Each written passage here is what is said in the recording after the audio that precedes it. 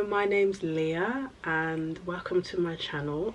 Let me introduce myself because I think this is my first like official like vlog. I don't know if you would call it that, but yeah, it's my first official proper video on my YouTube channel.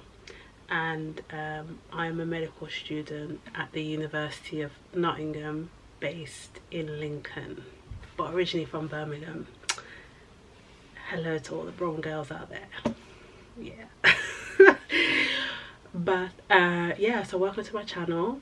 Yeah, this is a bit awkward because like this is the first time me talking to a camera, so bear with me. Yeah.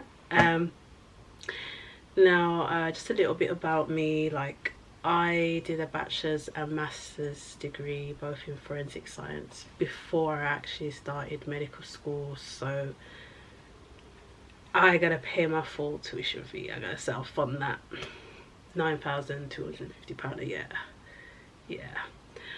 So I thought like I would share the different like funding I was able to find that has helped me over the last 3 years of med school, and particularly for like graduate medical students, because I know how hard it is.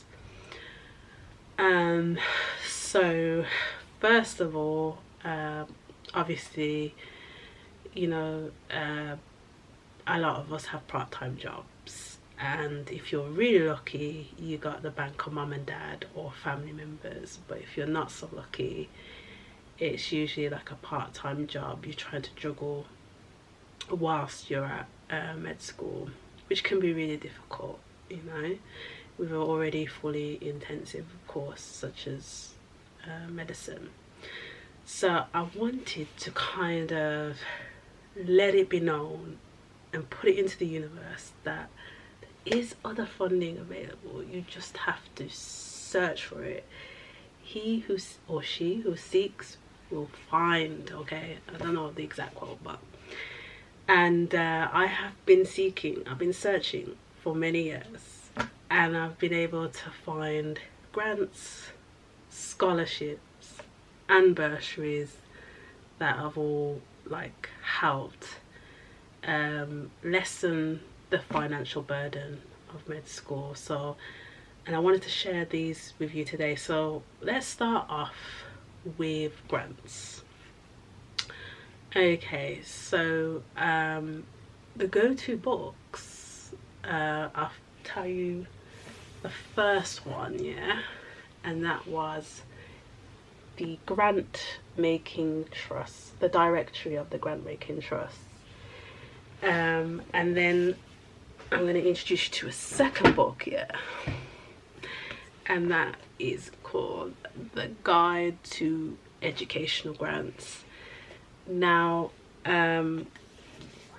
especially this one, this is quite an expensive book. You know, it might set you back about 140 quid for a book. Yeah, it's like that. But if you go to your local council library or local authority library, they might have an older version of this, or even your university library, and they'll might have the latest version of this, or a little bit older, and this as well.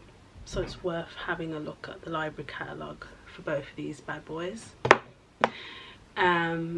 because you know, I was able to secure grants to pay for most of my tuition fee using mainly that book, but some from this book too.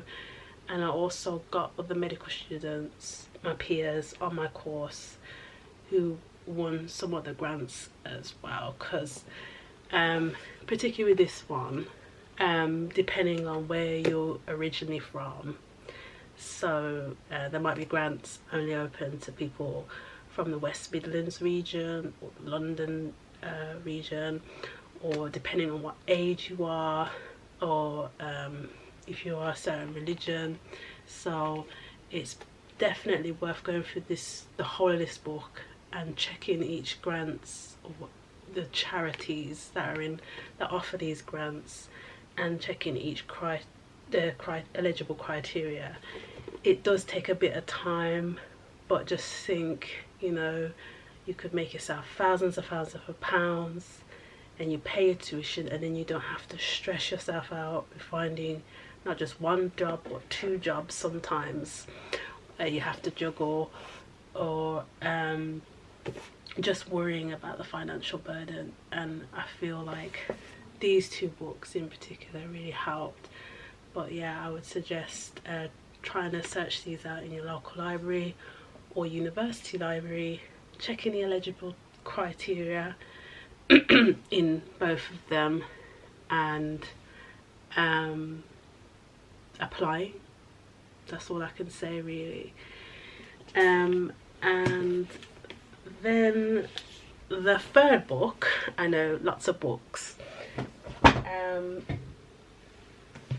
is this one called The Ultimate Scholarship Book. This is a bit of an older version. I think there's a 2024 version out now, but I was able to win a few scholarships from this book. It is quite thick, as you can see, but I just think if you go through a few pages every day, get to the end of it, and able to make a list of scholarships and their deadlines, and just ensure that, you know, you meet the eligible criteria, apply to these as well. Yeah, so I was able to win quite a few from this book too. See, being a millennial that I am, I appreciate both worlds. I appreciate the world of technology, the digital age, but I believe in good old-fashioned hard copy, soft copy books, yeah, or soft cover books, whatever you want to call it, yeah. Because I feel like, you know, most people are going to the internet, and you can get scholarship databases these days that, you know, the information is readily there. But if, let's say, thousands of other students are going to the same place, the likelihood of you winning anything, it kind of, I wouldn't say it's quite the odds of a lottery, but it reduces your chances of winning anything. So I always believe in searching out books, and not necessarily everyone's going to be looking at books, because why would you if it's all on the most things are on the internet. But there's quite a few scholarships that are on here that are not widely well known, and I think that makes your chances of winning one of these bad boys scholarships even better. So that's why I went this route, and it obviously worked for me, so that's why I'm sharing that. Sorry, I'm still suffering from a bit of a cold and cough, so excuse me. And if you would like another video, a detailed video on like how to make a good scholarship application or grant application, please comment below. And I forgot, please like, subscribe, tell your friends about my channel. That would help, thank you. But also, as well as scholarships in this book, which really helped, I would recommend looking on your university's website, see if there's any scholarships and bursaries that they may offer you might be eligible for, or even just emailing your finance department of your university, maybe explaining a bit about your situation and any funding they can offer, because sometimes as well universities usually offer a hardship fund too as well to help you out. So I would recommend that. And again, like I said, with bursaries, it's all about looking on your university's website and seeing what they offer. And yeah, so that's my first video done. I hope you liked. Yeah, I hope you will be coming back for more. yeah. But as I said, please comment below if you would like more information about how to make a really good application, because you know, if I can help in any way, I would love to. So that's what I'm here for, yeah. But thanks for watching.